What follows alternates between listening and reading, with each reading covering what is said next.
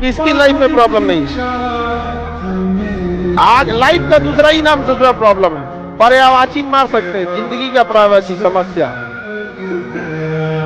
दोनों। जब आखिरी समस्या समाधान जब एक बार चल जाएंगे यहाँ से तब सब समाधान। आपको कोई मोटिवेशन की जरूरत नहीं है, बस अपने घर की स्थिति याद रखिएगा। आपके भरोसे बैठा है घर का हर एक चीज। कोई भी सरकार आए जाए, आपकी घर की व्यवस्था बदलेगी जब आप कमाएंगे। जितना जल्दी इसको समझ जाइए उतना सही रहेगा। आप नहीं कमाएंगे, सरकार किसी की भी रहे। राशन कार्ड के ऊपर 5 किलो अनाज से आपका जीवन नहीं जी सकता है। जिंदा रहिएगा। उस तरह तो लोग गाय भैंस भी पालता है तो खाना खिलाइबे करता है। भूखे तो मरेंगे नहीं आप लोग, है ना? तो आप अपनी अर्थव्यवस्था पे ध्यान दीजिए, समझे? घर कैसे चलेगा बढ़िया ढंग से। हमेशा एक चीज याद रखिएगा, दुनिया जिस हिसाब से दिख रही है उस हिसाब से नहीं है।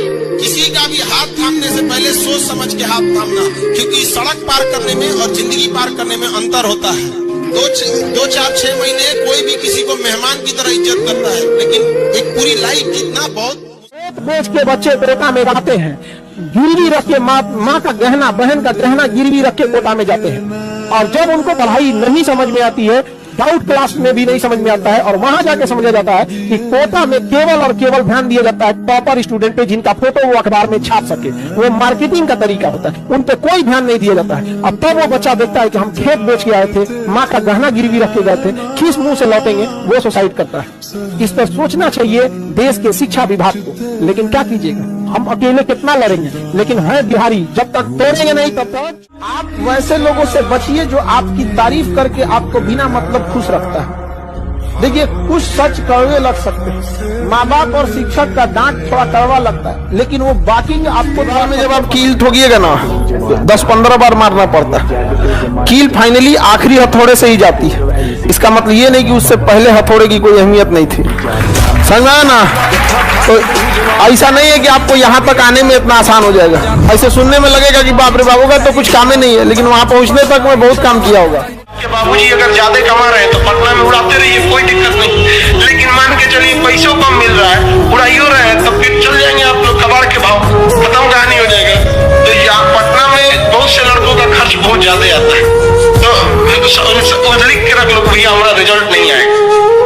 ये पैसा आप खर्च ज्यादा, मतलब आप बहुत एडवांस चीज खोज रहे हैं। और सरस्वती की खराबी है, वो बहुत ज्यादा तामझाम नहीं पसंद करती। सिंपल विद्यार्थी पढ़ने में तेज हैं, वो आपके लॉ या आपके दोस्त हैं, उनमें एक कॉमन चीज है, बहुत ज्यादा समय देते हैं पढ़ाई को। उनका हाथ साफ हो गया। हम आज आलू काटने बैठे ना तो अपन हाथे कुल काट उठ के बैठ जाएंगे, समझा के कि नहीं गया? तो आलू छीलने में वही अच्छा छील सकता है जिसे अच्छा प्रैक्टिस है। तो ये तो कंपटीशन की दुनिया है।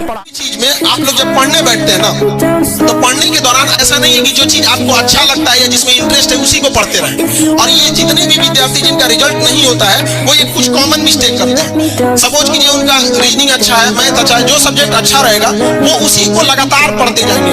ये आप तब कीजिए जब आपको टीचर बनना है तब। ये वाली गलती आप लोग नहीं कीजिएगा कि आपका स्पेसिफिकेशन जनरलिज्म मतलब कॉमन सब में होना चाहिए यहाँ पे।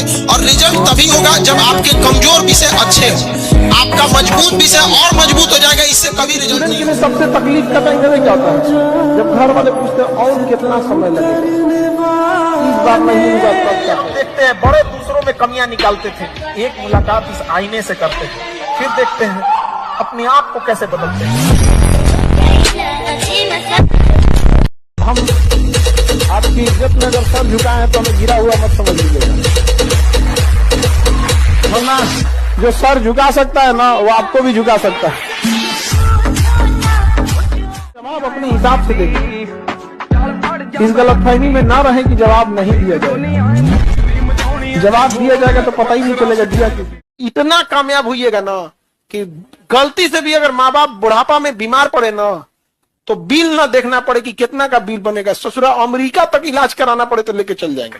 हालांकि बीमारे ना पड़े किसी को, लेकिन एक एज होता है, एक एज होता है बुढ़ापा में तो थोड़ा सा नहीं भूलेंगे। मैं तुम्हें भूल जाऊं ऐसा हो नहीं सकता, और तुम मुझे भूल जाओ मैं ऐसा होने नहीं दूंगा।